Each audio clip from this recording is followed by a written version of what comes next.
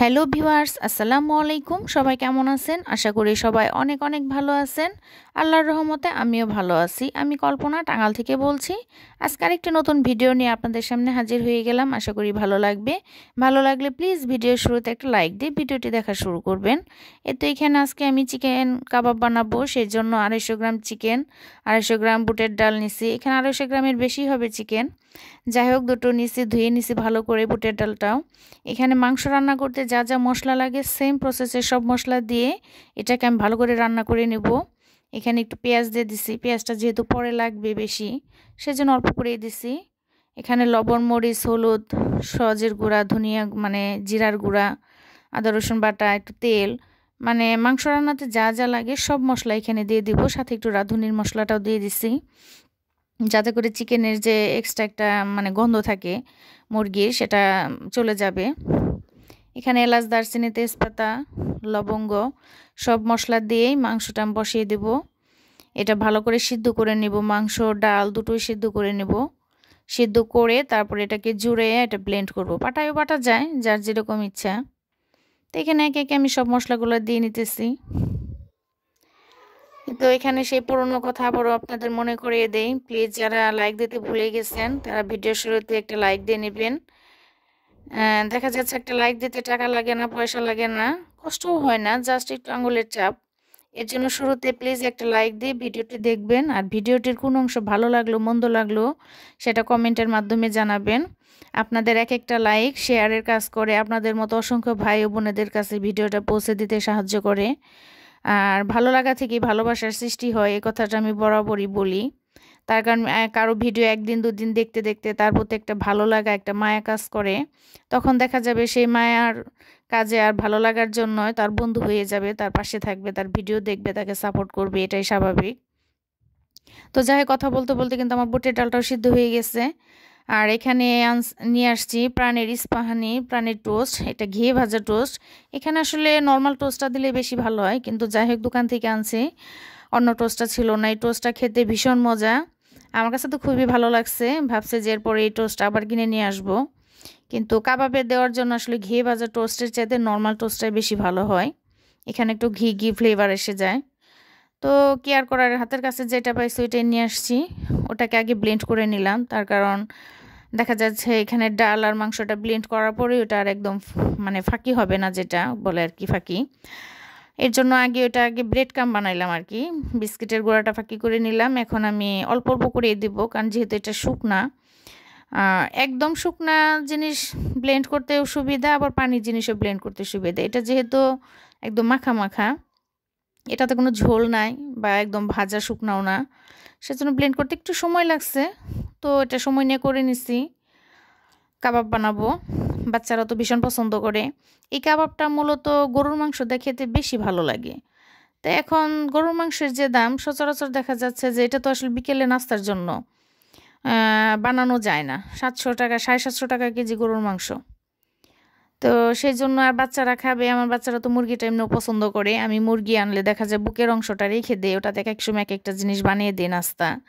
দেখা যাচ্ছে যে মাংস পিঠা, তারপরে রোল বানিয়ে দিই, আবার চিকেন মোমো, মানে এক এক সময় এক একটা করে দেই। ভাবছি যে এবারকার মুরগির বুকের অংশটা দিয়ে কাবাব বানাই।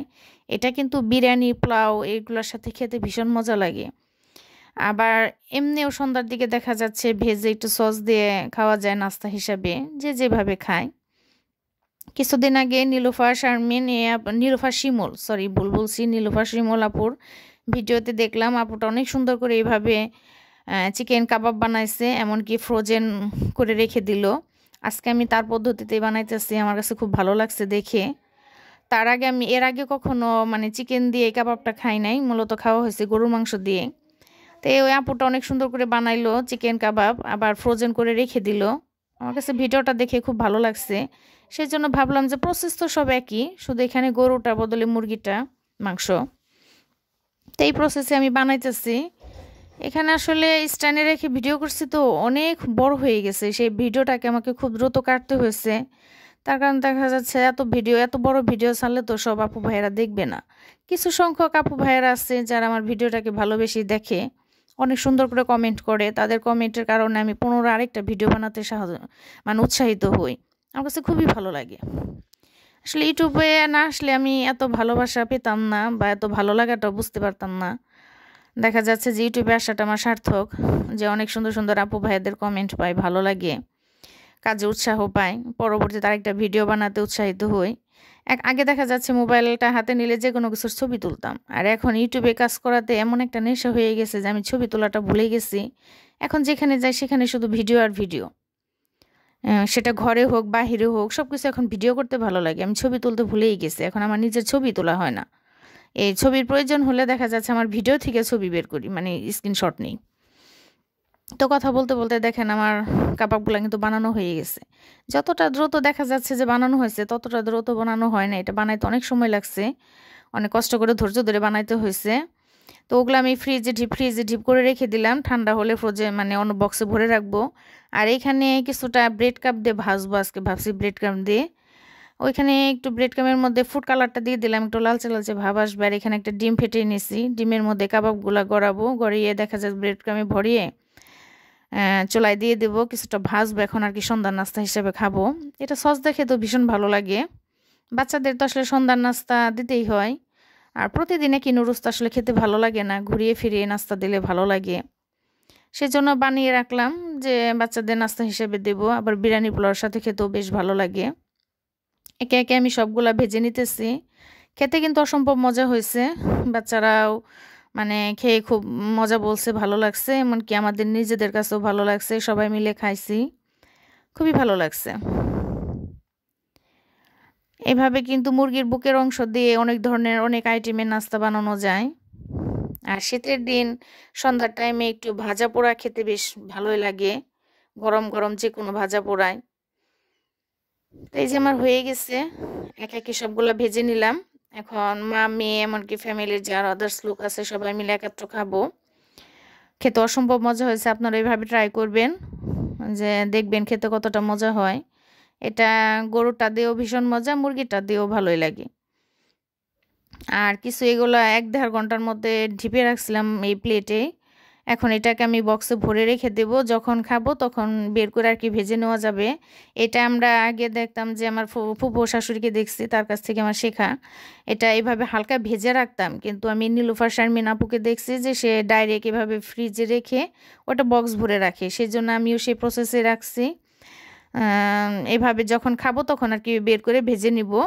এতক্ষণ ধৈর্য ধরে যারা আমার ভিডিওটি দেখলেন তাদের অসংখ্য ধন্যবাদ। যদি কেউ লাইক দিতে ভুলে যেয়ে থাকেন প্লিজ একটা লাইক দিয়ে দিবেন। একটা লাইক শেয়ারের কাজ করে, অনেক উপকার হয়। এই তো, সবাই ভালো থাকবেন, আমাদের জন্য দোয়া করবেন। খোদা হাফেজ।